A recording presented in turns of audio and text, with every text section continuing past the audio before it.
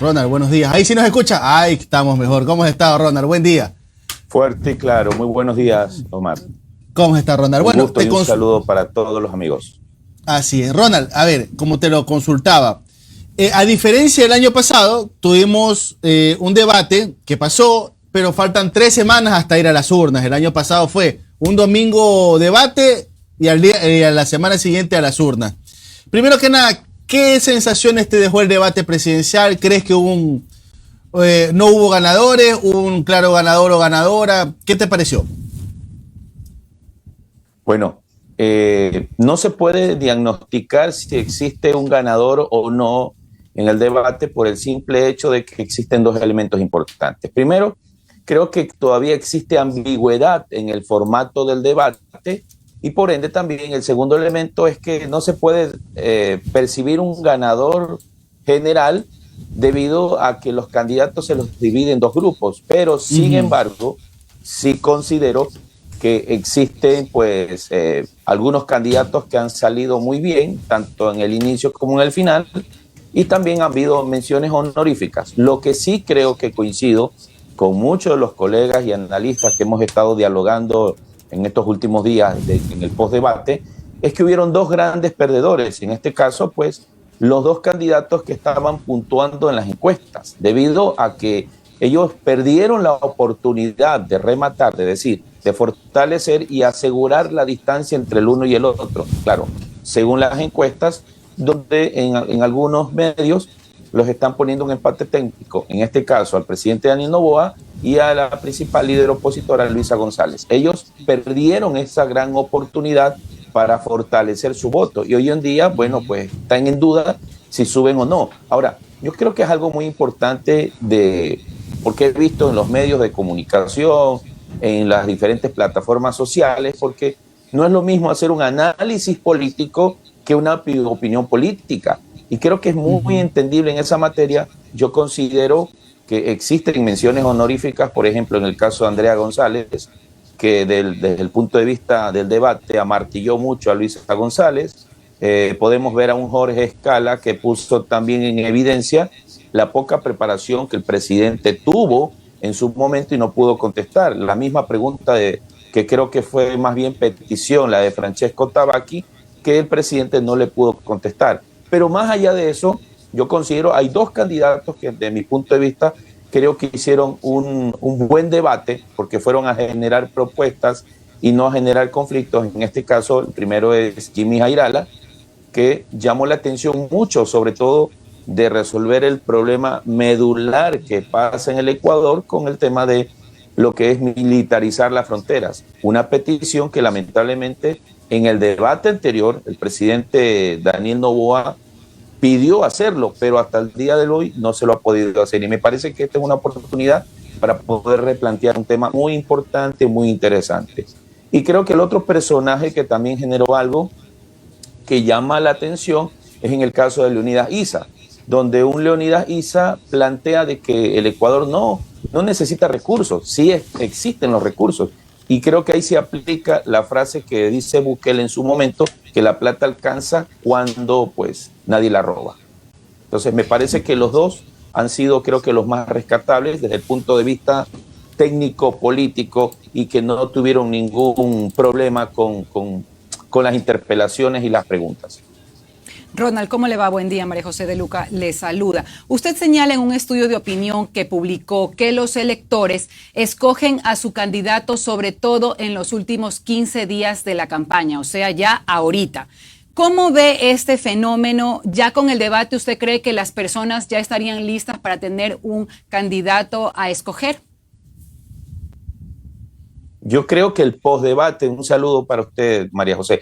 Yo creo que el postdebate tiene que ver muchísimo en estos días y creo que una particularidad que tiene el Ecuador es que tenemos demasiados candidatos. Si nosotros hacemos el comparativo a la par con México, un país donde hay más de 150, 180 millones de habitantes, solo en las últimas elecciones tuvieron 3 candidatos. Y nosotros en Ecuador tenemos casi 18 millones de habitantes y con 16 candidatos. Entonces yo sí creo que el estudio ha sido muy claro por la diversidad, por la abundancia de candidatos y propuestas, es que los ecuatorianos escogen los últimos 15 días, definen su voto. Es más, en mi estudio casi más del 12% iba a estar pendiente del tema del debate, y creo que hoy en día el debate está democratizando, está socializando lo que los candidatos pueden hacer por el Ecuador.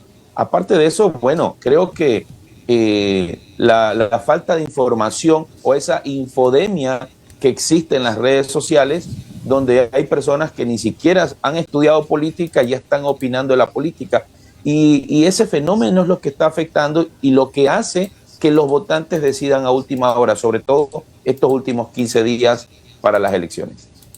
Entonces, justamente frente a esto, ¿cómo usted piensa que los candidatos deberían captar el interés del votante? Justamente como dice, ahora las redes sociales influyen mucho, o las calles no hay cómo dejarlas. Mire, yo creo que es un tema complejo a este momento de tratar de resolverlo, porque siempre he dicho que dentro de los proyectos políticos, el primer paso para una propuesta, un proyecto político, comienza desde una investigación. Y en base a esta investigación, lo que refleja qué es lo que la gente quiere, dónde la gente se moviliza, cuál es la muestra que se va a realizar. Y me parece que a estas alturas los candidatos van a tener que aterrizar, van a tener que hacer todos sus esfuerzos en tener el mayor contacto posible con los candidatos, con los votantes, y sobre todo generar un efecto multiplicación en las redes sociales, que hoy en día los candidatos creo que se están concentrando mucho más en los contenidos de TikTok y no se concentran en ese contacto legítimo que el candidato hoy en día necesita tener con el pueblo ecuatoriano. Ronald, eso justamente te quería también evaluar. Todos los días estamos aquí de la mano de los reportajes de Coavisa haciendo una revisión de lo que es el trabajo de digital. Creo que hay mucha gente que ha confundido, ¿no? Hay gente que dice, Noboa ganó por TikTok, o Noboa ganó por el cartón. ¿Cuál es el verdadero peso hoy por hoy en momentos de redes sociales en donde la discusión quizás ya no se da en los auditorios de universidades, sino que esa discusión se ha trasladado a las redes sociales? ¿Cuál es el verdadero peso de una estrategia digital en una campaña? Yo creo que las redes sociales deben estar funcionales al trabajo que los candidatos hacen en sus recorridos, en los medios de comunicación, mostrando algo tan esencial que es la convicción del votante cuando genera un diálogo con el candidato. Entonces creo que muchos se están concentrando en hacer el mejor video spot o el mejor contenido que llame al entretenimiento, pero sin embargo debemos ser realistas, y lamentablemente en estos momentos tenemos una audiencia electoral apolítica, sobre todo en el caso de los jóvenes, que estamos hablando, bordeando casi el 40% del padrón electoral, que no están familiarizados con la política. Y sin embargo, lamentablemente, muchos de los candidatos entran en desesperación para solo cautivar ese público.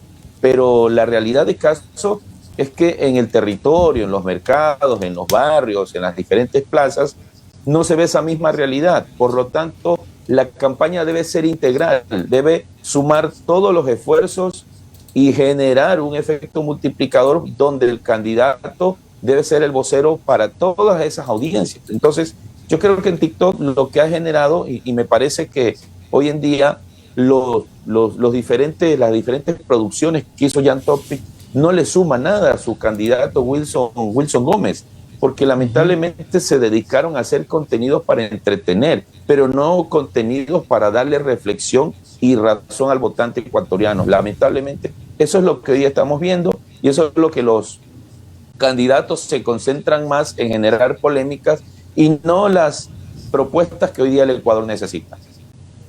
Yo quisiera consultarle un poco el tema de contexto de país. ¿Cómo se hace campaña hoy? ¿Cómo los candidatos hacen campaña hoy? Tenemos una enorme inestabilidad institucional, asesinatos a alcaldes, argucias constitucionales andando. ¿Cómo ve la situación de manera que los candidatos puedan hacer una campaña en estos días?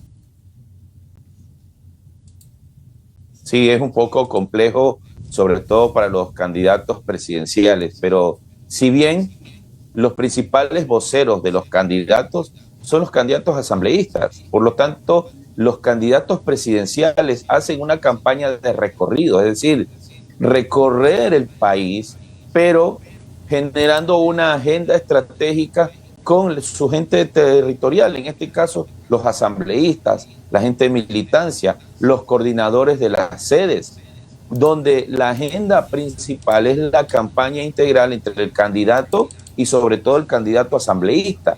Yo creo que hoy en día lo que he visto, una falta de información y creo que la falta de capacitación de los candidatos asambleístas que no han podido sincronizar. Es decir, desde un punto de vista, el candidato a los asambleístas no han podido aprovechar la imagen, el techo presidencial de su candidato, y creo que el candidato presidencial no ha sabido surtirle, creo que, insumos para que en las diferentes provincias se maneje una campaña acorde a lo que se está dando ahora. Y que lamentablemente, claro, entiendo que en ciertos sectores del Ecuador, por la peligrosidad, por los altos índices de delincuencia, no se han podido generar. Pero sí hay formas y sí hay modos de llegar con diálogos, con consensos dentro de política. Se ven muchos acuerdos. Yo creo que todavía la ciudadanía quiere escuchar la verdad, quiere un baño de verdad de los candidatos. Y eso es lo que hoy en día necesitan los candidatos, aterrizar ese diálogo con la ciudadanía, decirle la verdad como lo que está pasando hoy en día, pero sobre todo darle una propuesta viable, verificable y que sea realista, acorde para poder solucionar los graves problemas del Ecuador. Perfecto. Ronald Elton, consultor político. Muchísimas gracias, Ronald, por tu tiempo. Muy agradecido. Tenga un excelente día. Igualmente, saludos para ustedes.